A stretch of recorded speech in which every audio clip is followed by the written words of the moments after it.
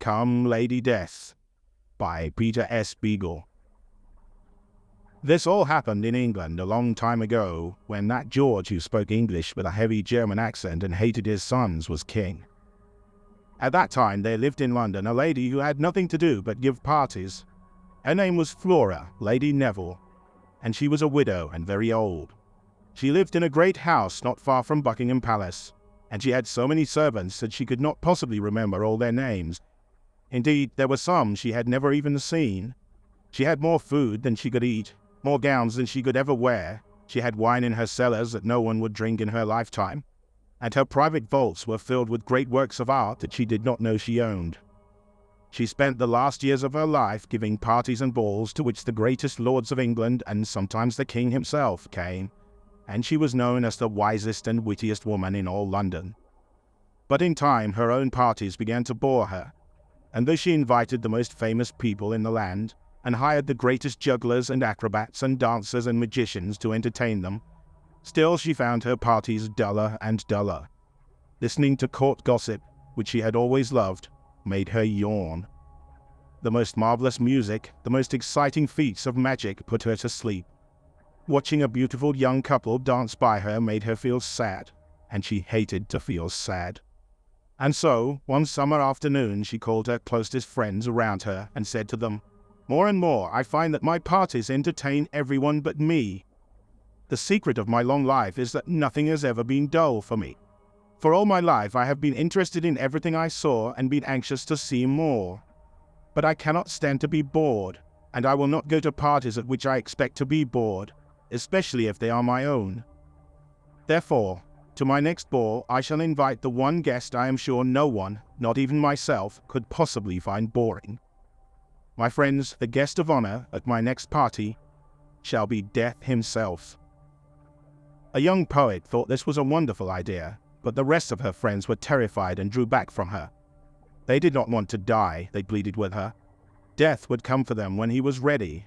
Why should she invite him before the appointed hour, which would arrive soon enough? But Lady Neville said, "Precisely, if Death has planned to take any of us on the night of my party, he will come whether he is invited or not. But if none of us are to die, then I think it would be charming to have Death among us. Perhaps even to perform some little trick if he is in a good humor. And think of being able to say that we have been to a party with Death. All of London will envy us, all of England." The idea began to please her friends, but a young lord, very new to London, suggested timidly, "Death is so busy. Suppose he has work to do and cannot accept your invitation." "No one has ever refused an invitation of mine," said Lady Neville, "not even the king." And the young lord was not invited to her party. She sat down then and there and wrote out the invitation. There was some dispute among her friends as to how they should address Death. His lordship Death seemed to place him only on the level of a viscount or a baron. His Grace Death met with more acceptance, but Lady Neville said it sounded hypocritical, and to refer to Death as His Majesty was to make him the equal of the King of England, which even Lady Neville would not dare to do. It was finally decided that all should speak of him as His Eminence Death, which pleased nearly everyone. Captain Compson, known both as England's most dashing cavalry officer and most elegant rake, remarked next, "That's all very well, but how is the invitation to reach Death? Does anyone know where he lives?" "Death undoubtedly lives in London," said Lady Neville, "like everyone else of any importance, though he probably goes to Deauville for the summer. Actually, Death must live fairly near my own house. This is much the best section of London, and you could hardly expect a person of Death's importance to live anywhere else.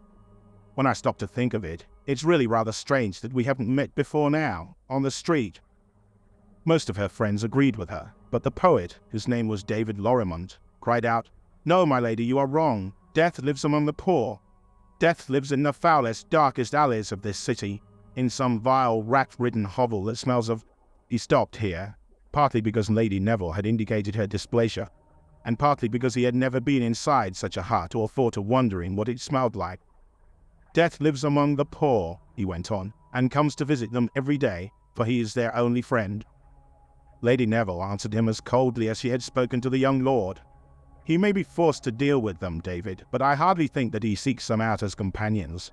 I am certain that it is as difficult for him to think of the poor as individuals as it is for me. Death is, after all, a nobleman. There was no real argument among the lords and ladies that Death lived in a neighborhood at least as good as their own, but none of them seemed to know the name of Death's street, and no one had ever seen Death's house. If there were a war, Captain Compson said, Death would be easy to find. I have seen him, you know, even spoken to him, but he has never answered me. Quite proper, said Lady Neville. Death must always speak first. You are not a very correct person, Captain. But she smiled at him, as all women did. Then an idea came to her. My hairdresser has a sick child, I understand, she said. He was telling me about it yesterday, sounding most dull and hopeless. I will send for him and give him the invitation, and he in his turn can give it to Death when he comes to take the brat. A bit unconventional, I admit, but I see no other way. If he refuses? Asked the lord who had just been married. Why should he? Asked Lady Neville. Again it was the poet who exclaimed amidst the general approval that it was a cruel and wicked thing to do. But he fell silent when Lady Neville innocently asked him, Why, David? So the hairdresser was sent for, and when he stood before them, smiling nervously and twisting his hands to be in the same room with so many great lords, Lady Neville told him the errand that was required of him. And she was right, as she usually was, for he made no refusal. He merely took the invitation in his hand and asked to be excused. He did not return for 2 days, but when he did, he presented himself to Lady Neville without being sent for, and handed her a small white envelope. Saying, How very nice of you, thank you very much, she opened it and found therein a plain calling card with nothing on it except these words. Death will be pleased to attend Lady Neville's ball. Death gave you this? She asked the hairdresser eagerly. What was he like? But the hairdresser stood still, looking past her, and said nothing. And she, not really waiting for an answer, called a dozen servants to her and told them to run and summon her friends. As she paced up and down the room waiting for them, she asked again, What is Death like? The hairdresser did not reply. When her friends came, they passed the little card excitedly from hand to hand, until it had gotten quite smudged and bent from their fingers. But they all admitted that, beyond its message, there was nothing particularly unusual about it. It was neither hot nor cold to the touch, and what little odor clung to it was rather pleasant. Everyone said that it was a very familiar smell, but no one could give it a name. The poet said that it reminded him of lilacs, but not exactly. It was Captain Compson, however, who pointed out the one thing that no one else had noticed. Look at the handwriting itself, he said. Have you ever seen anything more graceful? The letters seem as light as birds. I think we have wasted our time speaking of Death as his this and his that.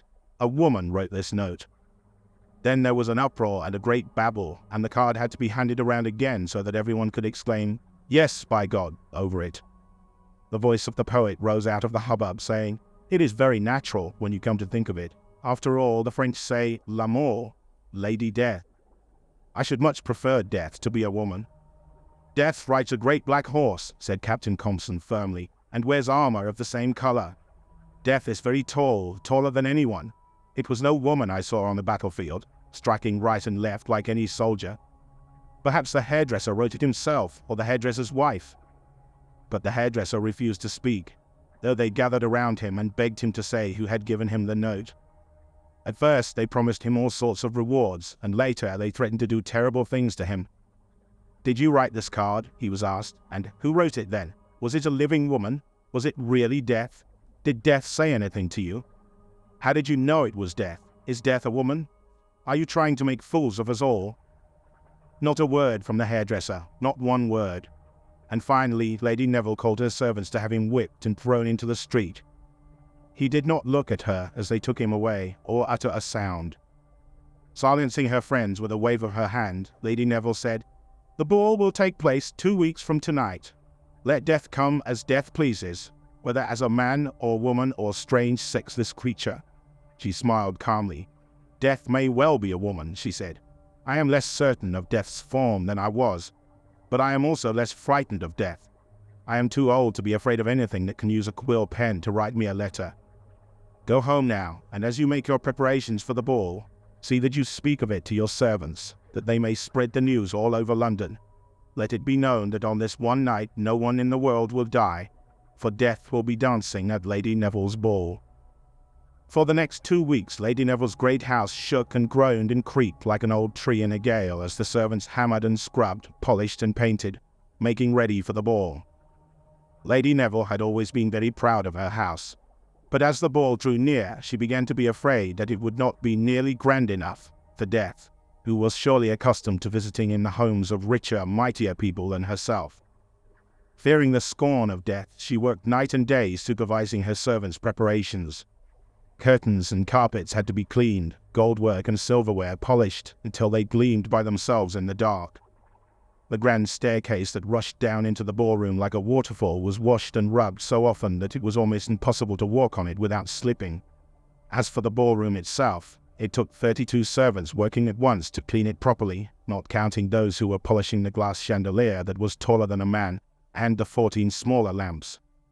And when they were done, she made them do it all over, not because she saw any dust or dirt anywhere, but because she was sure that Death would.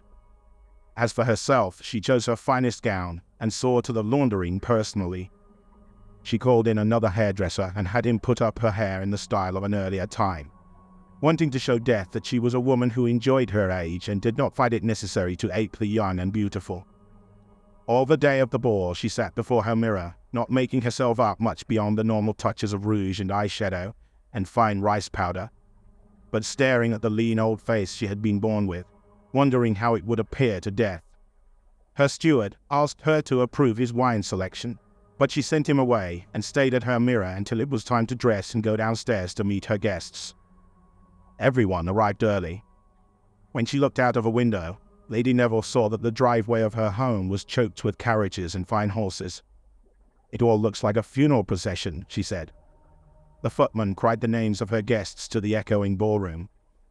"Captain Henry Compson, His Majesty's Household Cavalry. Mr. David Lorrimond, Lord and Lady Torrance."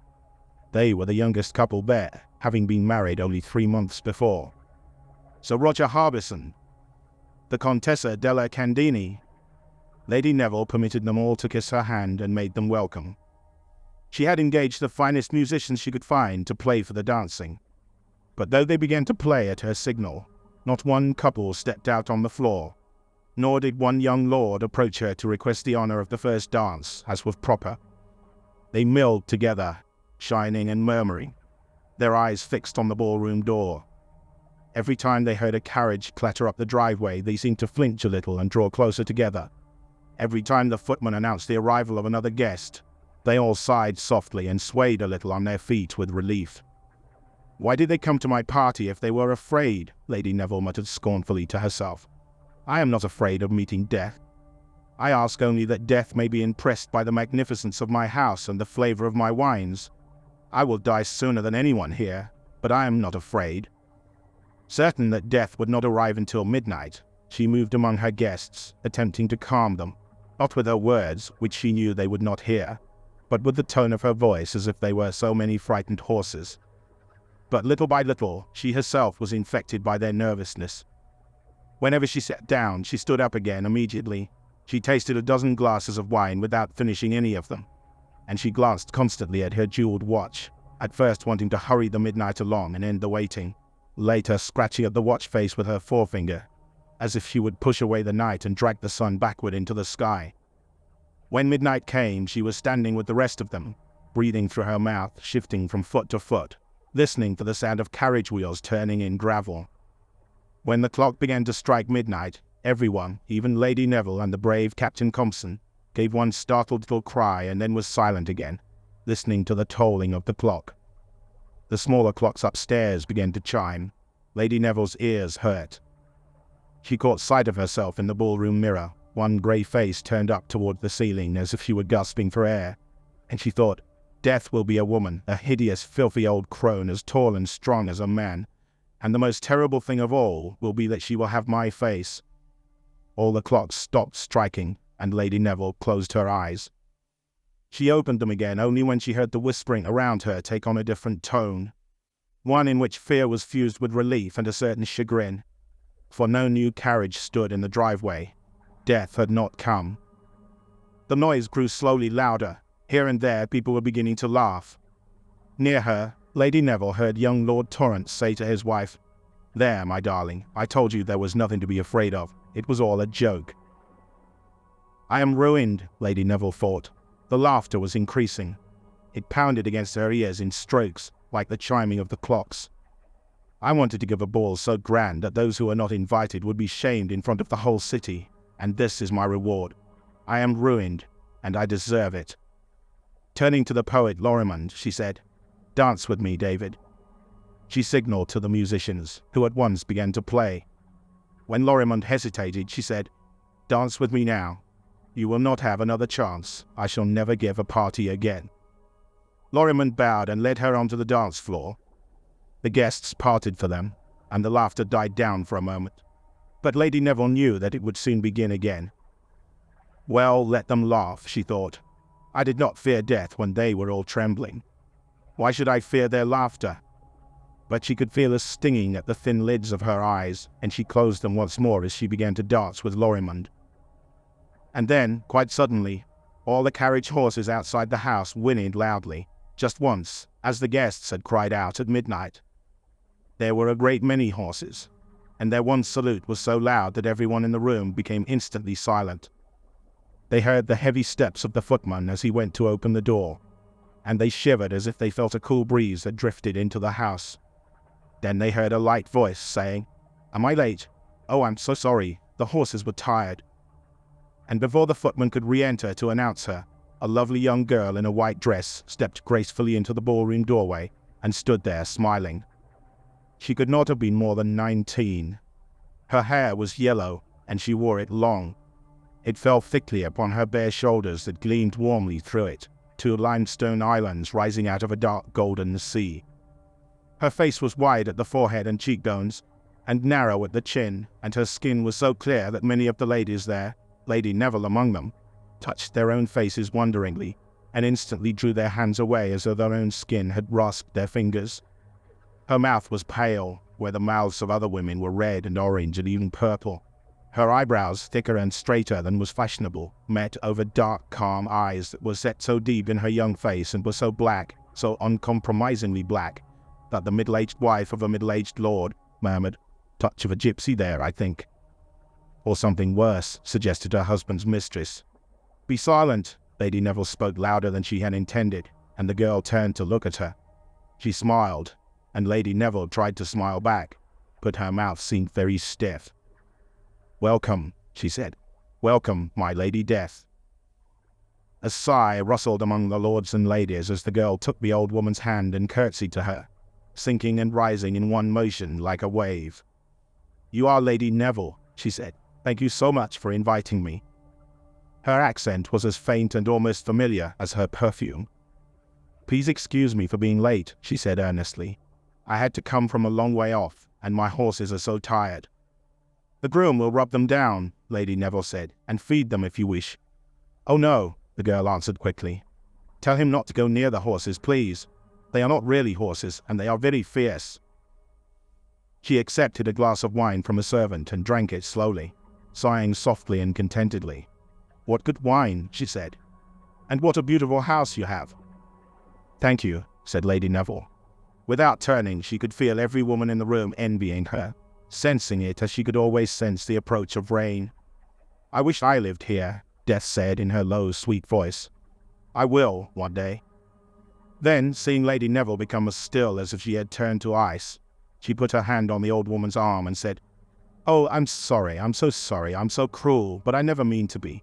Please forgive me, Lady Neville. I'm not used to company, and I do such stupid things. Please forgive me." Her hand felt as light and warm on Lady Neville's arm as the hand of any other young girl, and her eyes were so appealing that Lady Neville replied, "You have said nothing wrong. While you are my guest, my house is yours." "Thank you," said Death, and she smiled so radiantly that the musicians began to play quite by themselves and with no sign from Lady Neville. She would have stopped them, but Death said, "Oh, what lovely music! Let them play, please." So the musicians played a gavotte, and Death, unabashed by eyes that stared at her in greedy terror, sang softly to herself without words, lifted her white gown slightly with both hands, and made hesitant little patting steps with her small feet. "I have not danced in so long," she said wistfully. "I'm quite sure I've forgotten how." She was shy. She would not look up to embarrass the young lords, not one of whom stepped forward to dance with her. Lady Neville felt a flood of shame and sympathy, emotions she thought had withered in her years ago. Is she to be humiliated at my own ball? She thought angrily. It is because she is Death. If she were the ugliest, foulest hag in all the world, they would clamour to dance with her, because they are gentlemen, and they know what is expected of them. But no gentleman will dance with Death, no matter how beautiful she is. She glanced sideways at David Lorrimond. His face was flushed, and his hands were clasped so tightly as he stared at Death that his fingers were like glass. But when Lady Neville touched his arm, he did not turn, and when she hissed, "David," he pretended not to hear her. Then Captain Compson, grey-haired and handsome in his uniform, stepped out of the crowd and bowed gracefully before Death. "If I may have the honour," he said. "Captain Compson," said Death, smiling. She put her arm in his. "I was hoping you would ask me." This brought a frown from the older women, who did not consider it a proper thing to say. But for that, Death cared not a rap. Captain Compson led her to the centre of the floor, and there they danced. Death was curiously graceless at first. She was too anxious to please her partner, and she seemed to have no notion of rhythm. The captain himself moved with the mixture of dignity and humour that Lady Neville had never seen in another man. But when he looked at her over Death's shoulder, she saw something that no one else appeared to notice, that his face and eyes were immobile with fear, and that, though he offered Death his hand with easy gallantry, he flinched slightly when she took it, and yet he danced as well as Lady Neville had ever seen him. "Ah, that's what comes of having a reputation to maintain," she thought. "Captain Compson, too, must do what is expected of him. I hope someone else will dance with her soon." But no one did. Little by little, other couples overcame their fear and slipped hurriedly out on the floor when Death was looking the other way. But nobody sought to relieve Captain Compson of his beautiful partner. They danced every dance together. In time, some of the men present began to look at her with more appreciation than terror. But when she returned their glances and smiled at them, they clung to their partners as if a cold wind were threatening to blow them away. One of the few who stared at her frankly and with pleasure was young Lord Torrance, who usually danced only with his wife. Another was the poet Lorrimond. Dancing with Lady Neville, he remarked to her, "If she is Death, what do these frightened fools think they are? If she is ugliness, what must they be? I hate their fear. It is obscene." Death and the captain danced past them at that moment, and they heard him say to her, "But if that was truly you that I saw in the battle, how can you have changed so? How can you have become so lovely?" Death's laughter was gay and soft. "I thought that among so many beautiful people it might be better to be beautiful. I was afraid of frightening everyone and spoiling the party." "They all thought she would be ugly," said Lorrimond to Lady Neville. I knew she would be beautiful." "Then why have you not danced with her?" Lady Neville asked him. "Are you also afraid?" "No, oh no," the poet answered quickly and passionately. "I will ask her to dance very soon. I only want to look at her a little longer." The musicians played on and on. The dancing wore away the night as slowly as falling water wears down a cliff. It seemed to Lady Neville that no night had ever endured longer, and yet she was neither tired nor bored. She danced with every man there, except with Lord Torrance, who was dancing with his wife as if they had just met that night, and of course with Captain Compson. Once he lifted his hand and touched Death's golden hair very lightly. He was a striking man still, a fit partner for so beautiful a girl. But Lady Neville looked at his face each time she passed him, and realized that he was older than anyone knew. Death herself seemed younger than the youngest there. No woman at the ball danced better than she now, though it was hard for Lady Neville to remember at what point her awkwardness had given way to the liquid sweetness of her movements. She smiled and called to everyone who caught her eye, and she knew them all by name. She sang constantly, making up words to the dance tunes, nonsense words, sounds without meaning, and yet everyone strained to hear her soft voice without knowing why. And when, during a waltz, she caught up the trailing end of her gown to give her more freedom as she danced, she seemed to Lady Neville to move like a little sailing boat over a still evening sea. Lady Neville heard Lady Torrance arguing angrily with the Contessa della Candini. "I don't care if she is Death, she's no older than I am, she can't be." "Nonsense," said the Contessa, who could not afford to be generous to any other woman. "She is 28, 30, if she is an hour, And that dress, that bridal gown she wears, really. Vile, said the woman who had come to the ball as Captain Compson's freely acknowledged mistress. Tasteless, but one should know better than to expect taste from death, I suppose. Lady Torrance looked as if she were going to cry. They are jealous of death, Lady Neville said to herself. How strange. I am not jealous of her, not in the least, and I do not fear her at all. She was very proud of herself. Then, as unbiddenly as they had begun to play, the musicians stopped.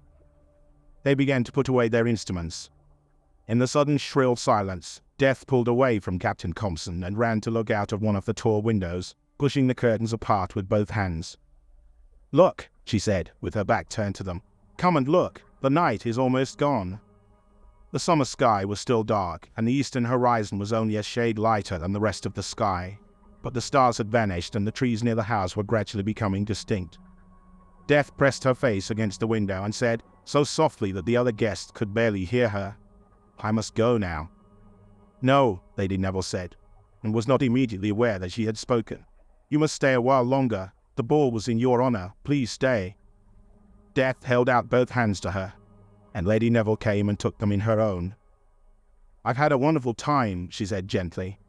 You cannot possibly imagine how it feels to be actually invited to such a ball as this, because you have given them and gone to them all your life. One is like another to you, but for me it is different. Do you understand me? Lady Neville nodded silently. I will remember this night forever, Death said. Stay, Captain Compson said. Stay just a little longer. He put his hand on Death's shoulder, and she smiled and leaned her cheek against it. Dear Captain Compson, she said, my first real gallant. Aren't you tired of me yet? Never, he said. Please stay. Stay, said Lorrimond, and he too seemed about to touch her. Stay, I want to talk to you. I want to look at you. I will dance with you if you stay. How many followers I have, Death said in wonder. She stretched her hand toward Lorrimond, but he drew back from her and then flushed in shame. A soldier and a poet. How wonderful it is to be a woman. But why did you not speak to me earlier, both of you? Now it is too late. I must go. Please stay, Lady Torrance whispered. She held on to her husband's hand for courage. We think you are so beautiful, both of us do. Gracious Lady Torrance, the girl said kindly. She turned back to the window, touched it lightly, and it flew open. The cool dawn air rushed into the ballroom, fresh with rain but already smelling faintly of the London streets over which it had passed. They heard birdsong and the strange harsh nickering of Death's horses. Do you want me to stay? She asked. The question was put, not to Lady Neville, nor to Captain Compson, nor to any of her admirers, but to the Contessa della Candini, who stood well back from them all, hugging her flowers to herself and humming a little song of irritation. She did not in the least want Death to stay, but she was afraid that all the other women would think her envious of Death's beauty, and so she said, Yes, of course I do. Ah, said Death. She was almost whispering. And you, she said to another woman, do you want me to stay? Do you want me to be one of your friends? Yes, said the woman, because you are beautiful and a true lady. And you, said Death to a man. And you, to a woman. And you, to another man. Do you want me to stay? And they all answered, Yes, Lady Death, we do. Do you want me, then? She cried at last to all of them. Do you want me to live among you and to be one of you, and not to be Death any more? Do you want me to visit your houses and come to all your parties? Do you want me to ride horses like yours instead of mine? Do you want me to wear the kind of dresses you wear, and say the things you would say? Would one of you marry me, and would the rest of you dance at my wedding and bring gifts to my children? Is that what you want? Yes, said Lady Neville. Stay here, stay with me, stay with us. Death's voice, without becoming louder, had become clearer and older. Too old a voice, thought Lady Neville, for such a young girl. Be sure, said Death. Be sure of what you want, be very sure. Do all of you want me to stay? For if one of you says to me, no, go away, then I must leave at once and never return. Be sure. Do you all want me?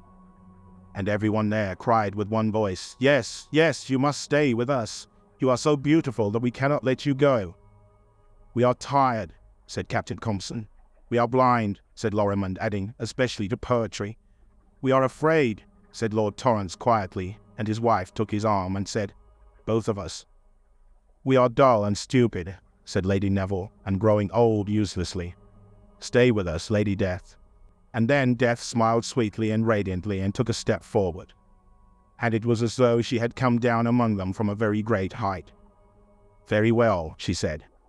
I will stay with you. I will be Death no more. I will be a woman. The room was full of a deep sigh, although no one was seen to open his mouth.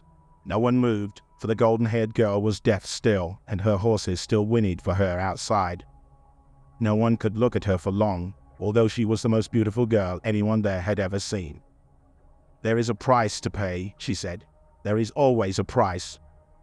Some one of you must become Death in my place, for there must forever be death in the world. Will anyone choose? Will anyone here become Death of his own free will? For only thus can I become a human girl. No one spoke. No one spoke at all. But they backed slowly away from her, like waves slipping back down a beach to the sea when you try to catch them. The Contessa della Candini and her friends would have crept quietly out of the door, but Death smiled at them and they stood where they were. Captain Compson opened his mouth as though he were going to declare himself, but he said nothing. Lady Neville did not move. No one, said Death. She touched a flower with her finger, and it seemed to crouch and flex itself like a pleased cat. No one at all, she said. Then I must choose, and that is just, for that is the way I became Death. I never wanted to be Death, and it makes me so happy that you want me to become one of yourselves. I have searched a long time for people who would want me. Now I have only to choose someone to replace me, and it is done. I will choose very carefully. Oh, we were so foolish, Lady Neville said to herself. We were so foolish. But she said nothing aloud. She merely clasped her hands and stared at the young girl, thinking vaguely that if she had had a daughter, she would have been greatly pleased if she had resembled the Lady Death. The Contessa della Candini, said Death thoughtfully, and that woman gave a little squeak of terror because she could not draw her breath for a scream. But Death laughed and said, No, that would be silly.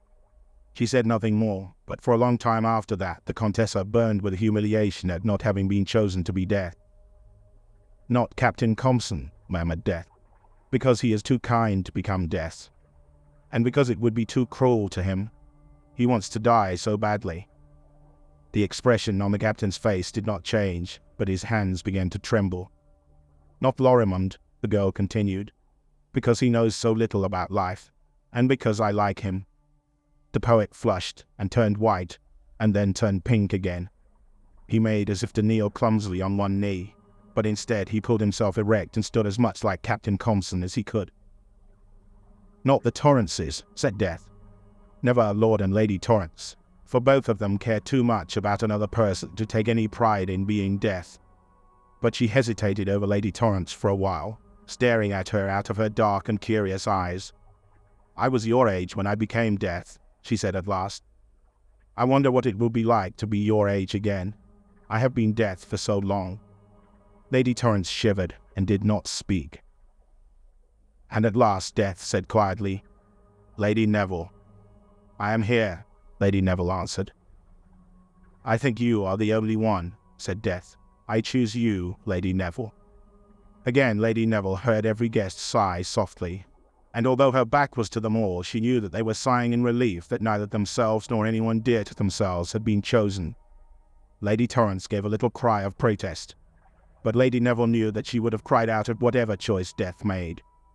She heard herself say calmly, I am honored, but was there no one more worthy than I?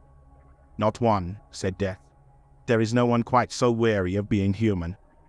No one who knows better how meaningless it is to be alive. And there is no one else here with the power to treat life, and she smiled sweetly and cruelly, the life of your hairdresser's child, for instance, as the meaningless thing it is.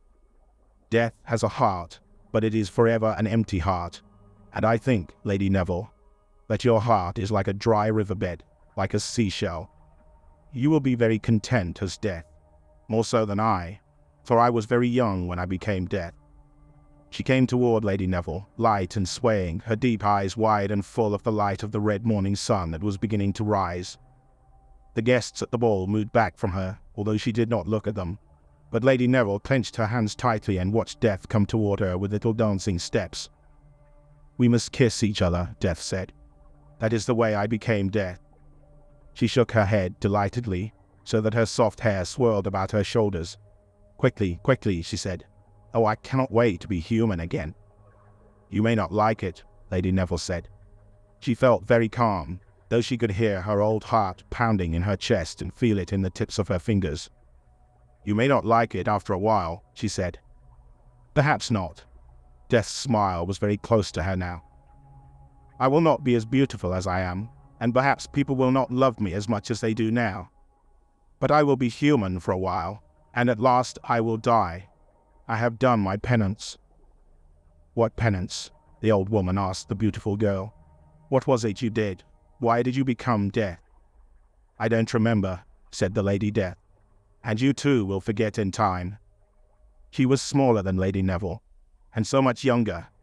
In her white dress she might have been the daughter that Lady Neville had never had, who would have been with her always and held her mother's head lightly in the crook of her arm when she felt old and sad.